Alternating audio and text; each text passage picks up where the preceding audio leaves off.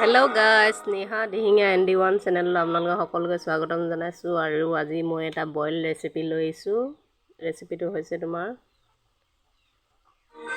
শুকুৱাই থৈ দিয়া ৰৌ মাছ আৰু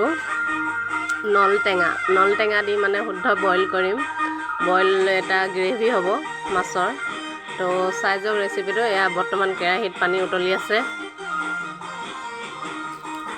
ইয়াত মই অকল নিমখ দি ৰাখি দিছোঁ। তাৰপিছত এয়া নলটেঙা দেখিছে নহয়, এইখিনি হৈছে নলটেঙা। তো ইয়াত মই এতিয়া নলটেঙাখিনি ঢালি দিম।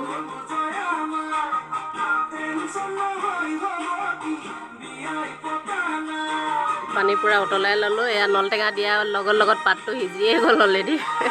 এয়া চাওক, সিজি গ'ল। তো চাই যাওক পিছলৈ ৰেচিপিটো। আৰু ইয়াত আদা নহৰু পেষ্টটোহে দিম, আৰু হালধি নিদিওঁ আৰু একো মছলাই নিদিওঁ, অকল আদা আৰু নহৰু দিম। তো ইয়াত দেখিলেই নহয়, দিয়া মাত্ৰকে চব্জিত একদম সিজিয়ে গ'ল আৰু।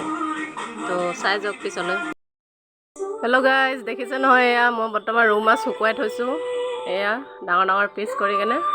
তো এই পিচকেইটা নিদিওঁ আৰু বৰ্তমান ইয়াৰ মাছৰ নেগু বুলি ক'ব লাগিব।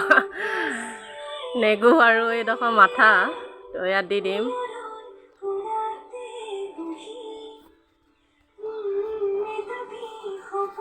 এয়া দেখিছে নহয়, অলৰেডি পূৰা বইল হৈ আছে। কি ধুনীয়া বইল হৈ আছে। তো ইয়াত আৰু মই মাছ দি দিম।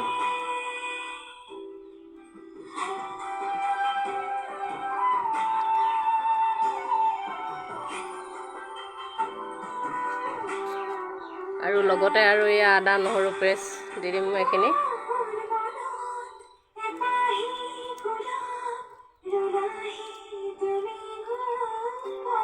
আমাৰ কাষৰ ঘৰত বহুত গান বজাই থৈছে। ধুনীয়া গান।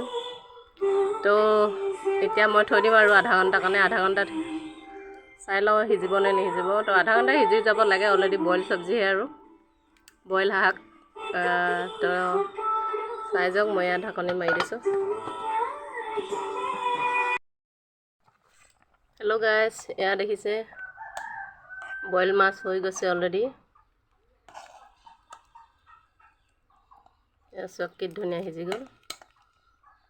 তো অলৰেডি মাছটো হৈ গ'ল আৰু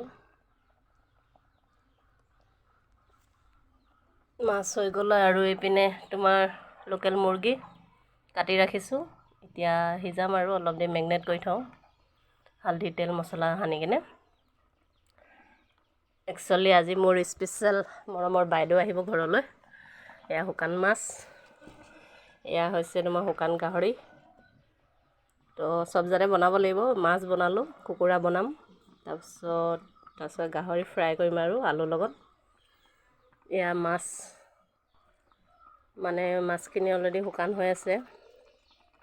তো শুকান মাছত অলৰেডি টমেট' চচ দি বনাম। টমেট' চচ দি ফ্ৰাই কৰিম। ইয়াক ধুনীয়াকৈ শুকাই আছে। গাহৰি অলৰেডি শুকানেই হৈ আছে। চব কি ধুনীয়া টেষ্টি গাহৰি শুকাই আছে। জুইৰ ওপৰত দিওঁতে তাহাঁতি সিজিয়ে গ'ল বুলি ক'ব পাৰি আৰু। চব কি ধুনীয়া কালাৰ হৈ আছে। এয়া মাছৰ তৰকাৰী হৈ গ'ল। তো ইয়াত মই নমাই দিম।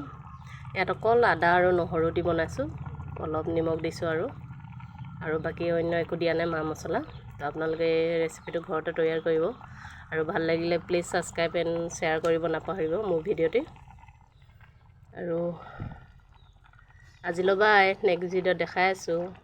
তো এতিয়া আৰু মই চিকেনখিনি বনাব লাগিব। তো বাই।